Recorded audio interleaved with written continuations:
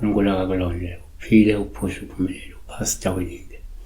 Ilona-ke obuye ebachaza amaphupho, kodwa-ke ngichitha inamba uyisense ngoba uyimemba noma-ke uyanikela kwi-channel. Uma kungenjalo ngiyathoba ungayisemse namba kusensa kusongelani ka-5 ntambama kuphela, from Monday to Friday kuphela. Sunday ungangifoneli, Saturday ungangifoneli. Sibheka lapho nombukeli obuze uphupha ikati lizala, ushuthi ubona ikati lizala, yabona? Sichaza kanjena uphupha ikati lizala, dreaming of a cat giving birth, yabona? So number 1, ngiyenzeka uma uphupha ikati ubophawu olubwe uma lizala. Lokho sokhoma ukuthi ngenzeka uyakhonjiswa noma uyaqwashiswa ukuthi-ke ubile uqaphele ngoba ugadwa imbangi yakho ngesichitho. So futhi uphawu lo omunye umuntu uma egadwa ngibona nje ikhathi linyelezela, yabona?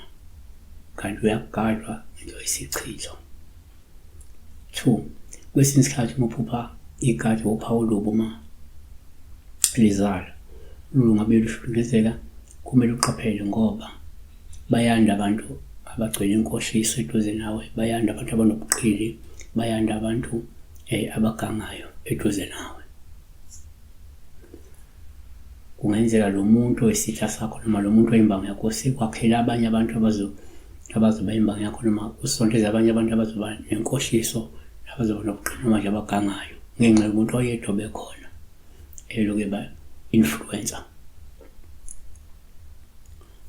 3, kwabanye kodwa kuba uphawu uma ubona ikati uphawu oluhle kwesinye isikhathi uma lizala lushuthi nje kungenzeka ukhonyiswa la isiqalo esisha, ukhonyiswa ukuphila kahle, ukhonyiswa ukufika kwengcebo, ukhombisa ukwanda kwengcebo ney'busiso ezizofika kuwe.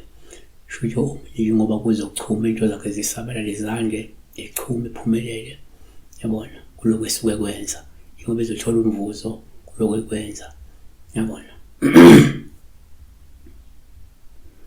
Number 4,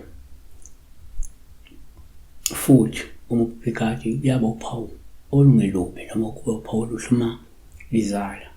Lokho kusho kungenzeka uma kukhona umuntu osuke ekhulelwe, lowo muntu loyo kungenzeka uzozala ngempumelelo uma kuthi leli ikati lizala kahle. Yes, I know ukuthi abanye abantu baye bathi hayi usuke uzoba nenkinga, futhi akufani. Abanye uma kuthi ukhulelwe bese likati liyabonakala uzobeletha ngempumelelo. Yes, there are very few people who say bona uma ubona ikati ezokhulelwe uzala wakuzibona.